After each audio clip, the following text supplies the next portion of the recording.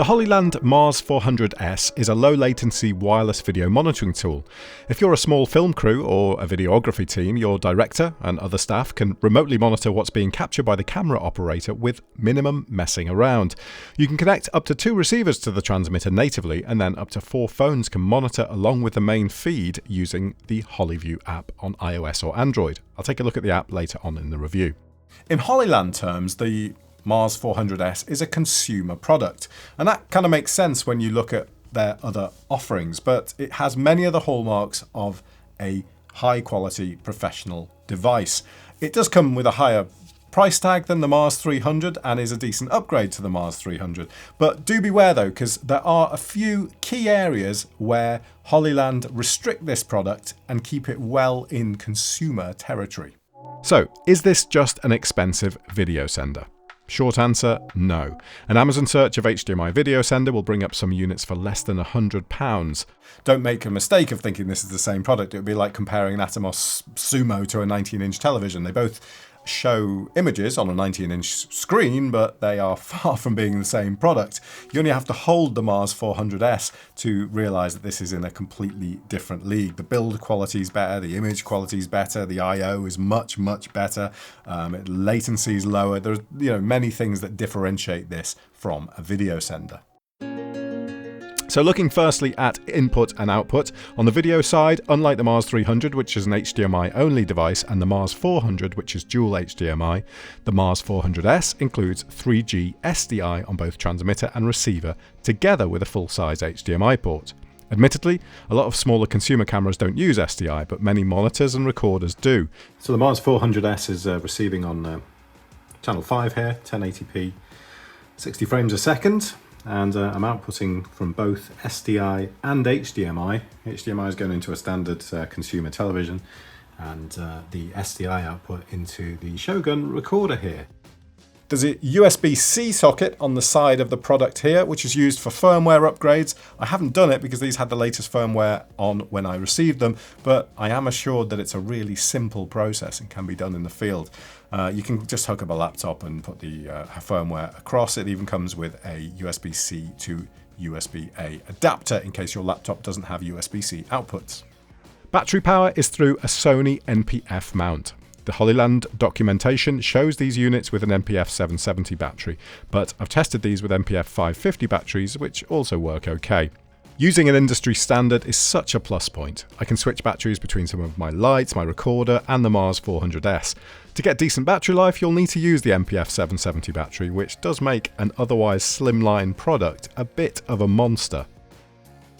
DC power is through a high-quality socket with a thread to allow the power plug to mate securely. Technically, the MARS 400S wants a 12-volt supply, but as it says here, you can input anything between 6 and 16 volts. It seems that Hollyland expect you to only really use external power on the receiver because they only supply 1 PSU with them. But to be honest, there are loads of 12-volt power supplies out there, and I can happily use my Atomos supplies with these devices.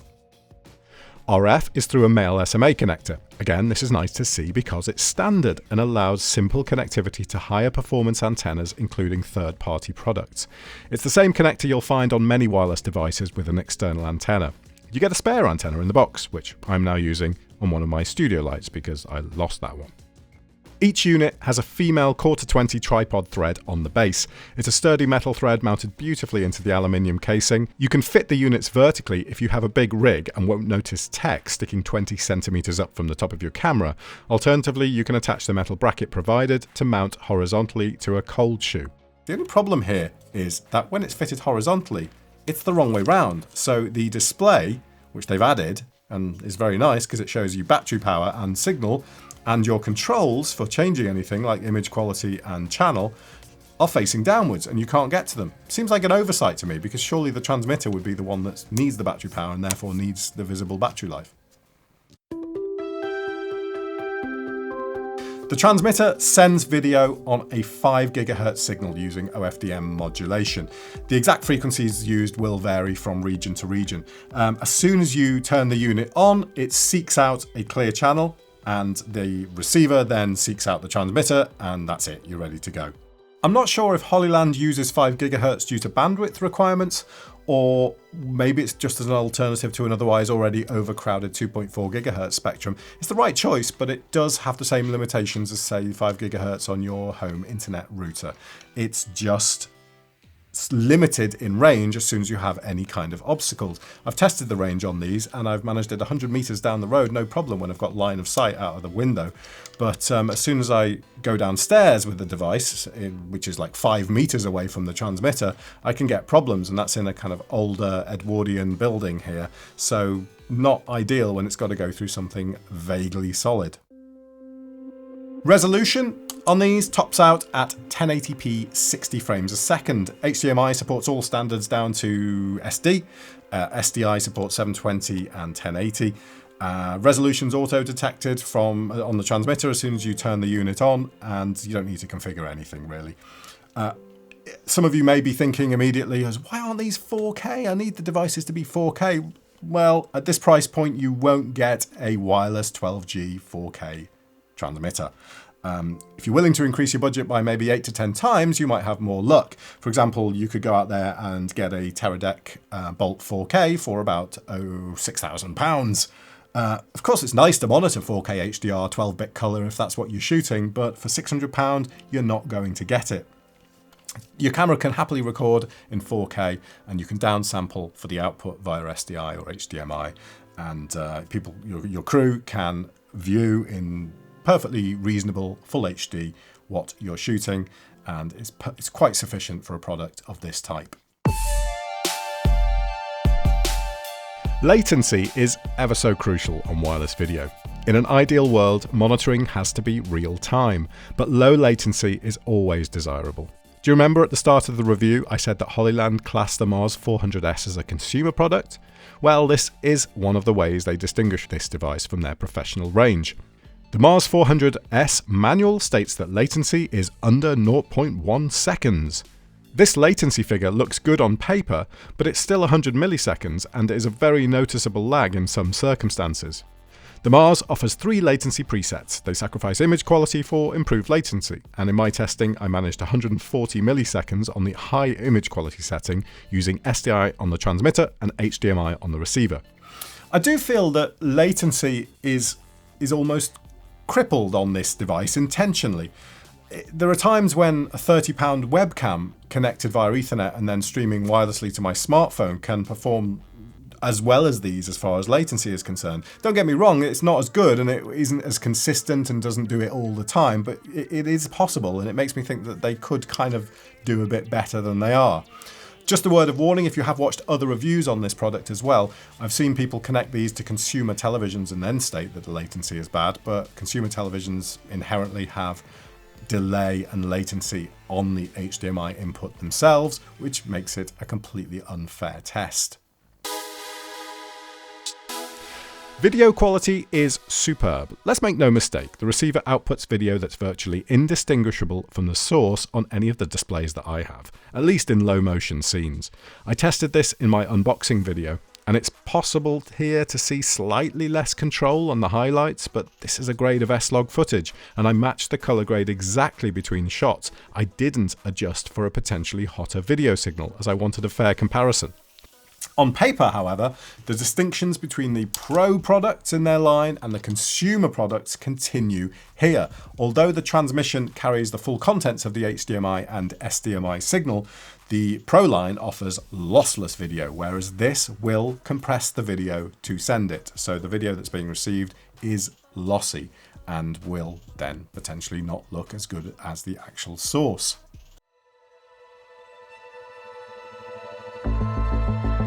Cooling wise, well, I hoped that these would be passive cooling because they've got this nice aluminium case on them, and I was hoping this would be able to dissipate the heat, but it's not. It's a fan that's on continuously and vents from the top here, the grill at the top. As soon as you turn the unit on, the fan fires up and it's always on. It's not a problem if you're going to be doing your audio externally on a lav mic or on a boomed shotgun mic, but if you're doing it like I am now on board the camera, you're going to pick up this fan noise. If I just turn this unit on now,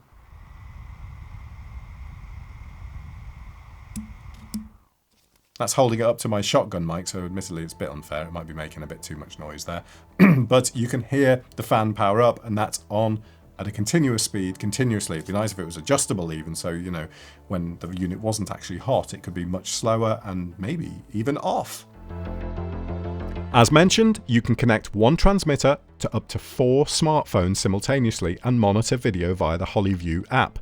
The app is no nonsense, and connecting is incredibly simple. Turn the transmitter on, connect to the Wi-Fi network using the password found in the menus, and tap connect. The video starts within a few seconds. That's it.